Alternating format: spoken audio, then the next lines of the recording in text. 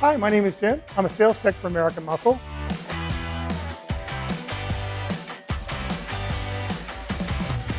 So my current ride was actually my daily driver, is a 2013 Challenger V6 3.6 liter S8. Done a couple of upgrades to it over the years. I have the Web Electrics rear turn signals, so I put chase turn signals in the back because I love vectoring. I lowered the car with I-block springs, so 1.5 inch drop all the way around.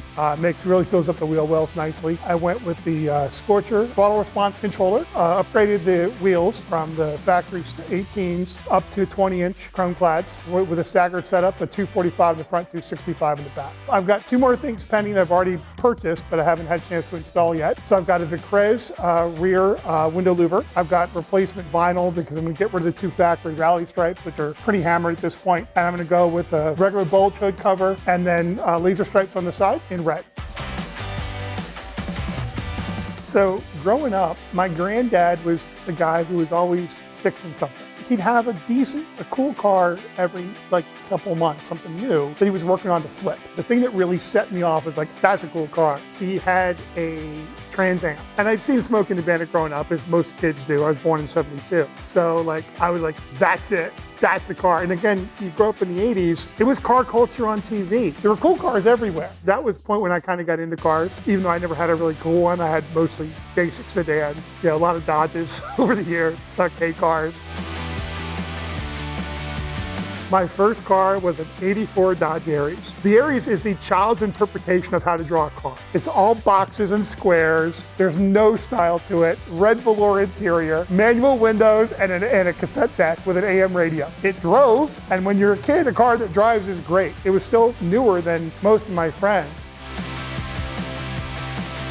The restoration of my 1976 Torino, or the first of my 1976 Torinos. It literally ran for 20 minutes off of the trailer. We replaced the quarter panels, swapped out the engine, had to torch and rebend the front of the doghouse because it was torqued in from a prior accident. We welded new panels over the rear windows. We went back and got the original Ford 2B red instead of the Viper red that most people do there, and got it all done, matched up the Ford colors on it. I matched their stripe rather than the hockey stripe. That car was beautiful on the outside. It looked gorgeous. People at car shows, I would let them just jump in and take photos with it. Didn't charge them. Just go ahead and make it cool. Never got around to finishing the interior. It ran right, everything worked, but the interior never got around to it. And then right before COVID, I finally, my grandson was now 7, it was time to reduce the fleet because I had 3 classic cars at that point.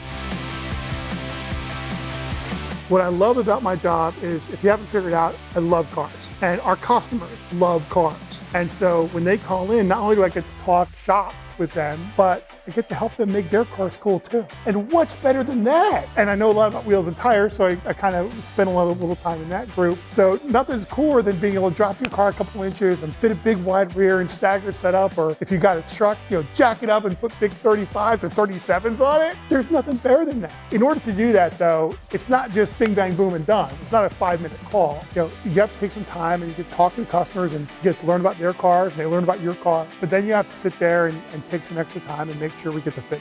So I can remember that and saying, hey, here's a picture of my car. And then they'd shoot me back a picture of theirs, and then when they did the upgrade, I'd be like, hey, let me see what that looks like. And they'd send it in. So yeah, that's the best part. Being in this job, it's sales in the best way because we're doing what we love.